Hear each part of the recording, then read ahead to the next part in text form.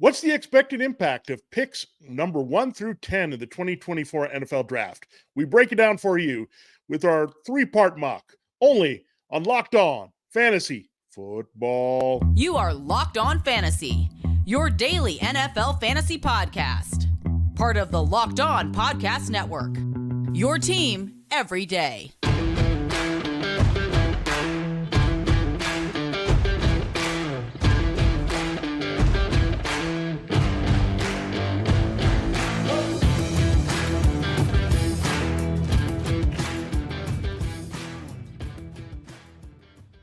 Thanks for making Locked On Fantasy Football your first listen day. We're part of the Locked On Podcast Network, your team every day, your fantasy football team every day. I'm one of your co-hosts, Vinnie Iyer. When I'm not doing this, I'm writing about NFL fantasy betting, free agency, draft, all that good stuff for sportingnews.com. My co-host, Michelle Majuk, is off this week. So this week I'm going to use a chance to catch you all up on what we're thinking for the NFL draft. Yeah, I have a lot of mock drafts, breaking down the big board, all the good prospects there at the offensive skill positions and beyond at sportingnews.com.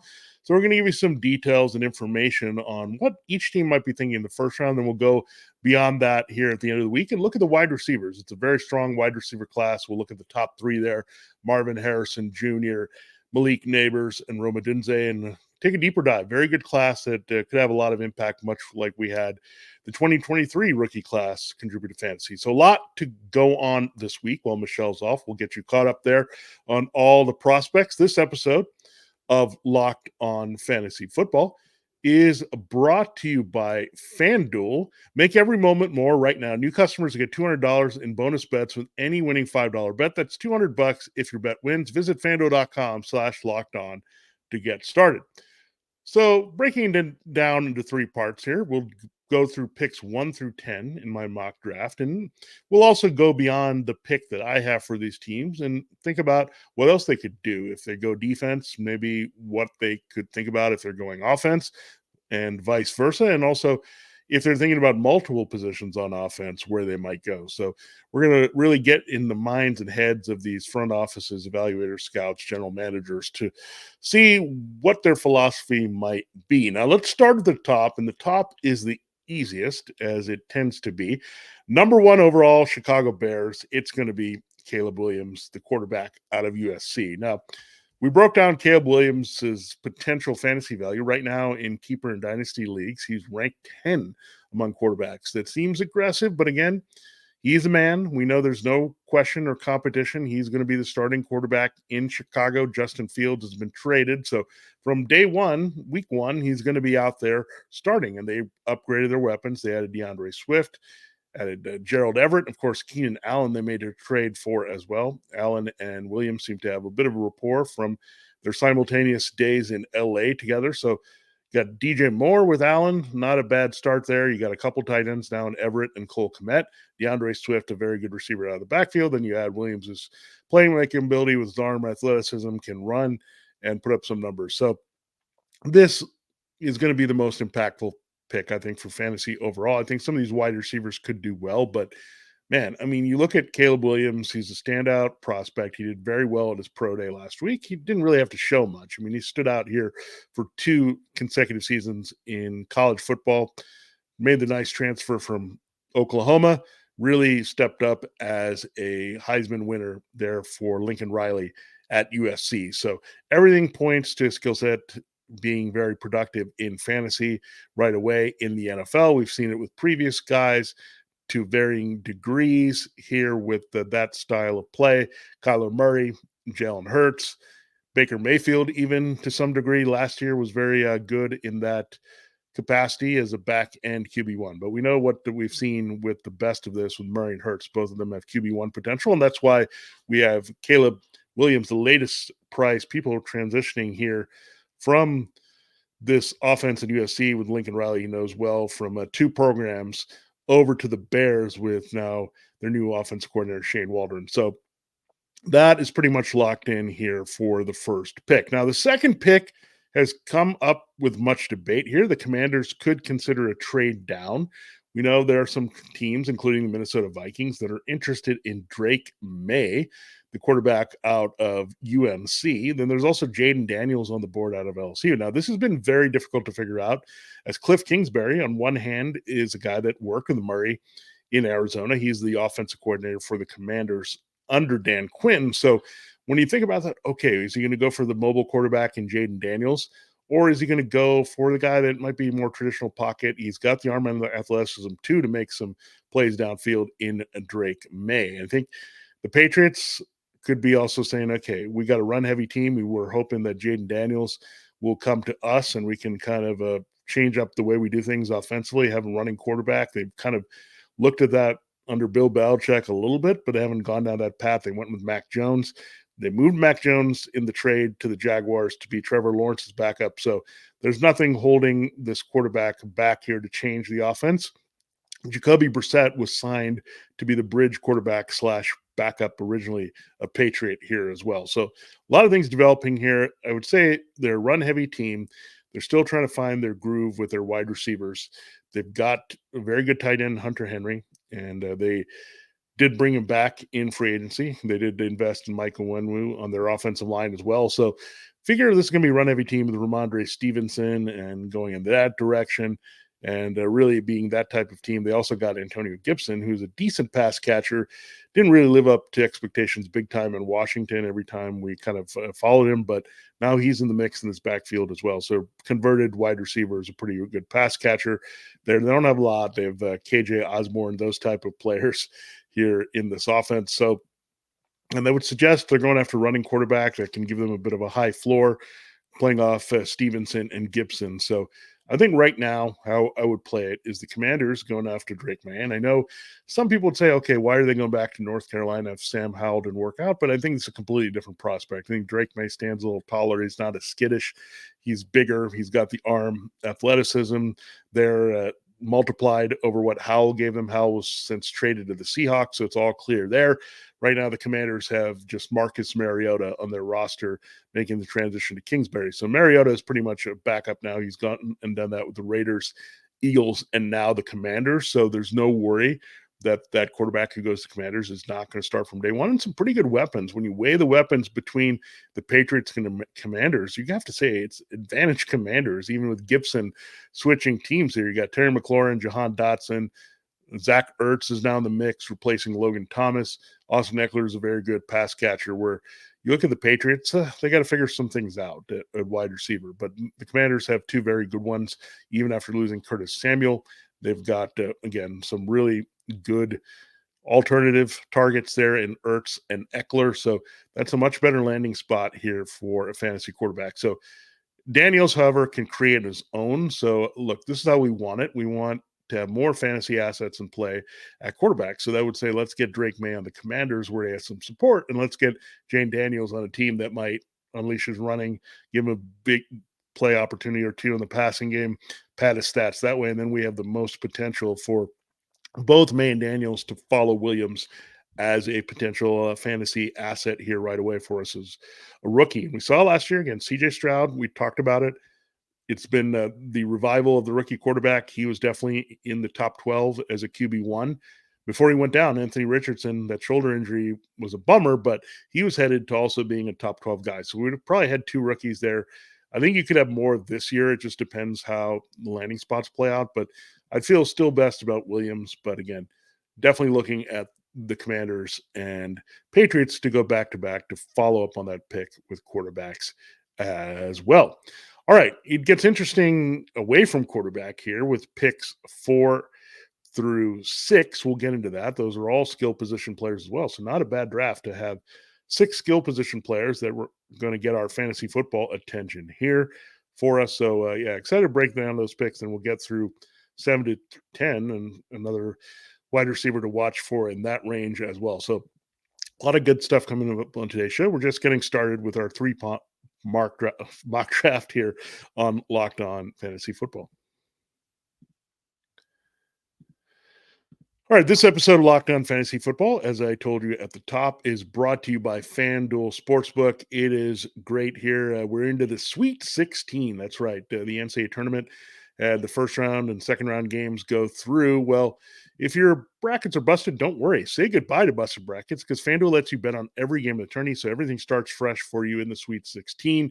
Whether you're betting on a big upset going forward or a number one seed to come through and get all the way to the Final Four, it's time to go dancing again on America's number one sportsbook. Right now, new customers get $200 in bonus bets if your first $5 bet wins. That's right, $200. Now, that's up offer there for you to use on point spreads, money lines. You can even pick who's going to win it all.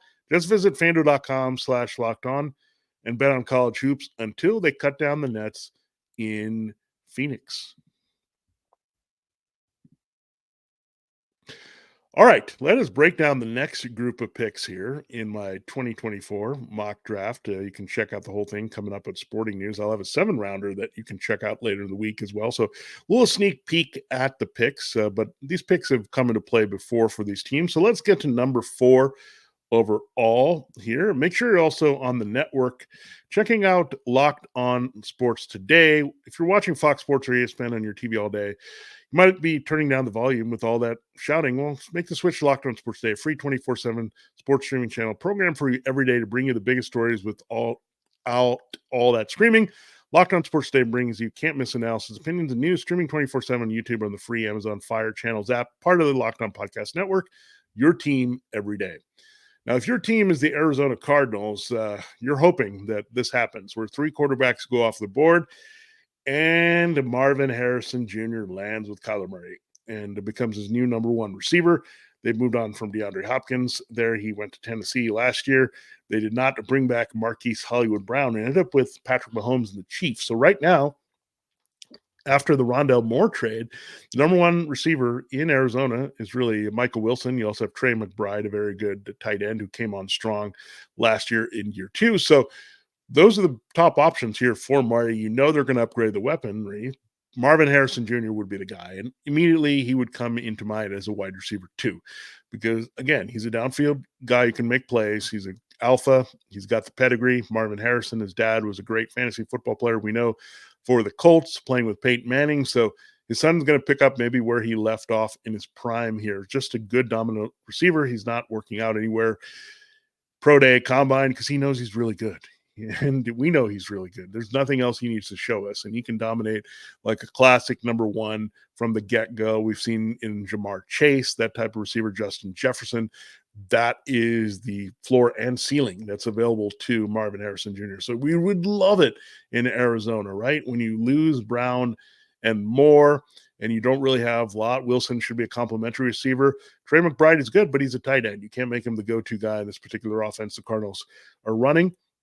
And if you look at Drew Petzing, the offense coordinator, coming from the Browns were all about 2 players, mostly in the passing game last year, Amari Cooper and David Njoku. So you could see that same thing develop where it's Harrison and a lot of McBride here for Kyler Murray. So really excited by Harrison. I think he's a wide receiver 2 baseline right now. I think he can finish in the top 24. But we know, being the alpha and being a very talented rookie, that he can easily end up in the top 12. So, yeah, we're banging the table. Hopefully this will happen here for the Cardinals, as most have projected here, given that quarterback run to start the draft. Harrison's arguably the best talent and player in this draft, even ahead of the can't-miss Caleb Williams. All right, number 5, the Chargers cleaned house. They had to trade Keenan Allen. They cut Mike Williams. So those guys found new homes. Allen with the Bears. Mike Williams went to the Jets. So now you're looking for some help. Gerald Everett, their tight end, who was ahead of Donald Parham Jr., he's gone. They did add Will Dissly and Hayden Hurst, but these are just guys, right? They're nothing special. So they got to decide, where do you want to go here for that special receiver? Do you go Brock Bowers, the athletic tight end of Georgia, or do you take your pick between the next 2 wide receivers in the draft, Malik Nabers out of LSU or Rome Odunze out of Washington? So those are the ways the Chargers can play it. But if you look at the history of Jim Harbaugh and Greg Roman, there are a lot of vacated targets, sure, especially between Everett and Allen. I know Williams didn't play all that much. This is going to be a run-heavier team. They're not going to be as pass-happy. We know that. And what do we know about the Ravens offense before they added these extra elements with Todd Monken replacing Greg Roman? It was about the tight end. and Mark Andrews. So I really like this fit. Brock Bowers, the Chargers have been thinking about him. Is it too early to take a tight end? It might seem like that, a bit of a luxury pick for a team that didn't finish high, but I think Bowers can be the key to unlocking Justin Herbert pretty well with his athleticism, and then go kind of inside out with the offense and kind of get the running game going. Now they have Gus Edwards, the former Raven, in there as well. So get the running game going, power through, complement the defense a little bit. It's notable that, again, they chose to keep Khalil Mack and Joey Bosa there with restructured deals for the two veteran edge rushers over Allen Williams. So that tells you something right there. They want to play a different style of ball here to try to be more effective winning games. So again, we've talked about it before, Michelle and I, just looking at, hey, this is maybe going to be a downgrade for Herbert, but it could really end up being well for some of his weapons. And that's what we're looking for. So Bowers in this mix is the new Mark Andrews in the Roman offense. Would be very intriguing to watch. But again, be pretty close. I think they would have to consider Nabers or Odunze, but whoever goes to the Chargers is going to have a lot of fantasy football appeal. Again, a lot of vacated targets.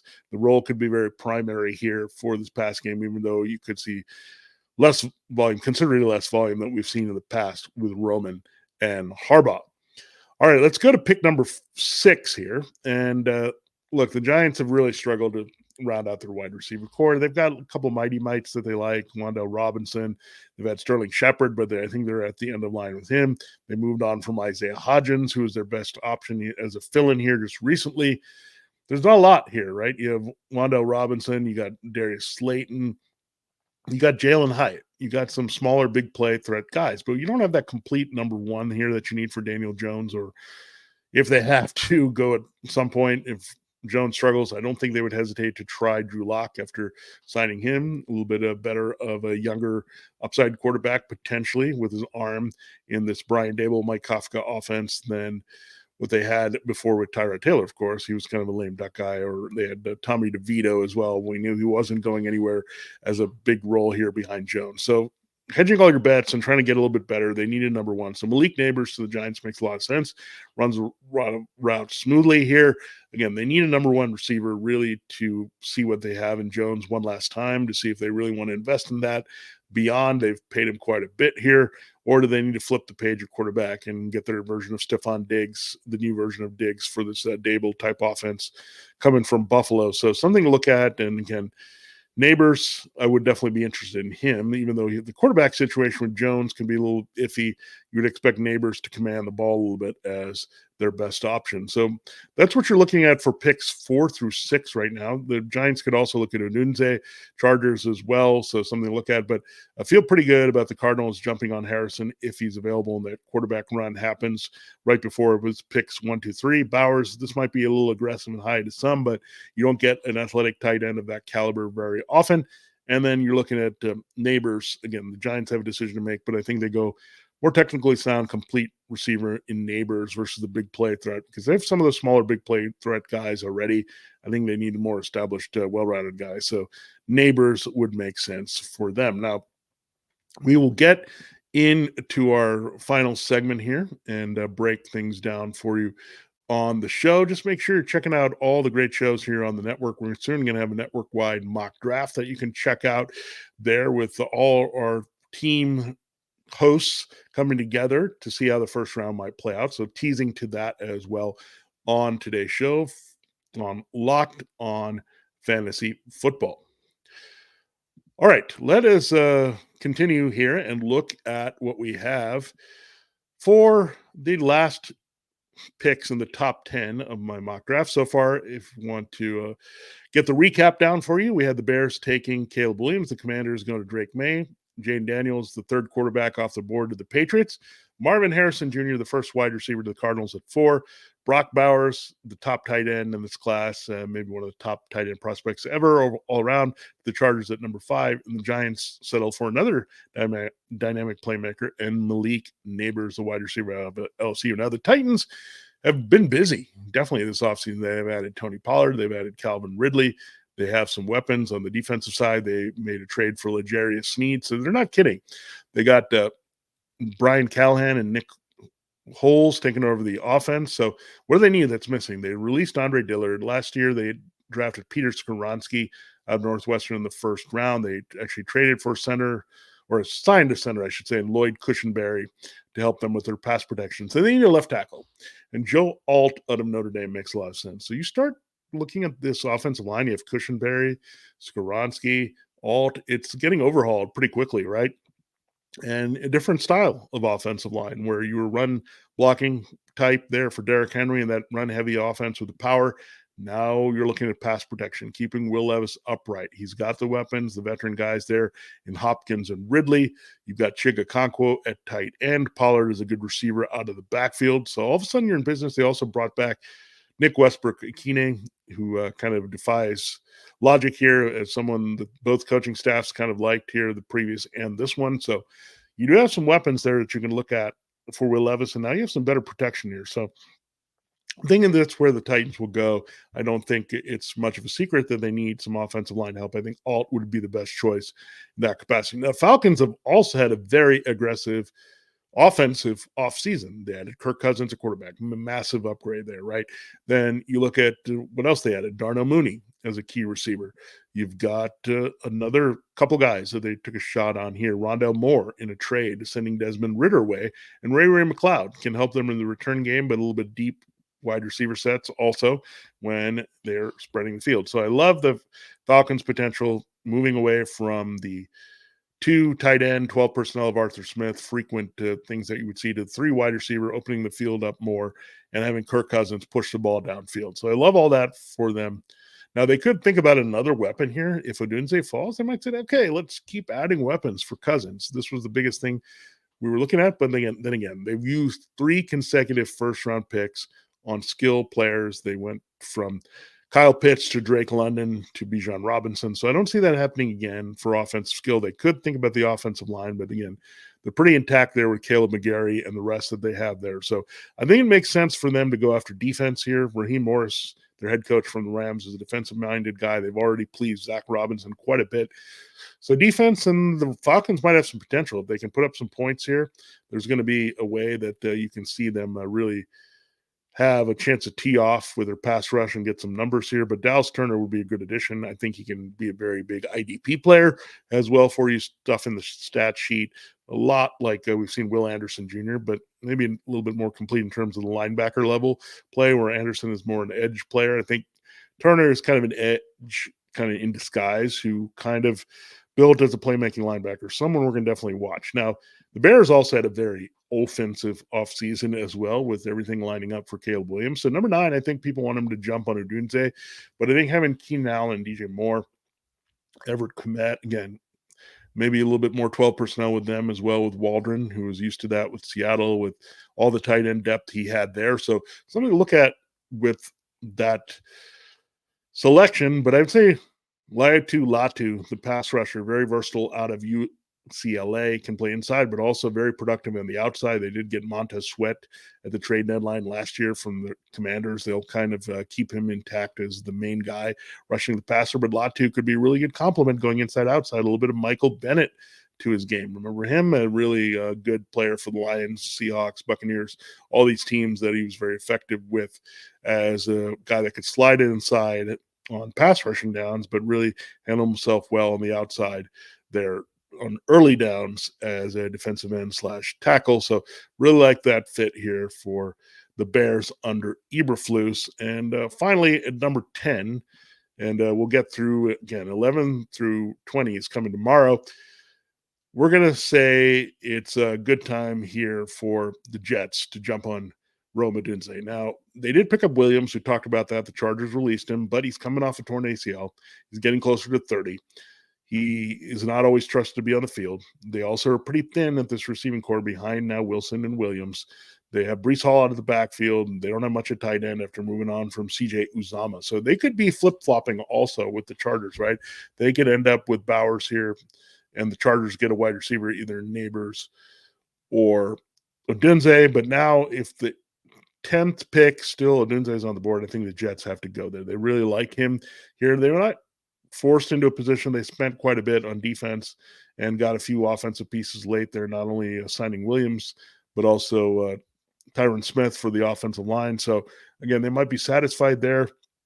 I know this wide receiver core is really depth or deep in this class, I should say. So they can look elsewhere and add that depth behind what they have in Wilson and Williams later in the insurance, and maybe they don't want to use that high of a pick, but they could also say, hey, Joe Douglas is the best player available. Let's take Odunze. Let's put him out there with what we have with Williams and Wilson and see what we can do to stretch the field and make some big plays, taking advantage of now the healthy big arm of Aaron Rodgers for a full season in his second year there in New York. So there you have it. There's a breakdown here of picks 1 through 10. Yeah, this is just the start of it, and we'll have a lot more things develop here as we get closer to the draft. Again, we'll look at picks 11 through 20 on the next show, and then 21 through 32. So 3-part mock draft in progress for you now.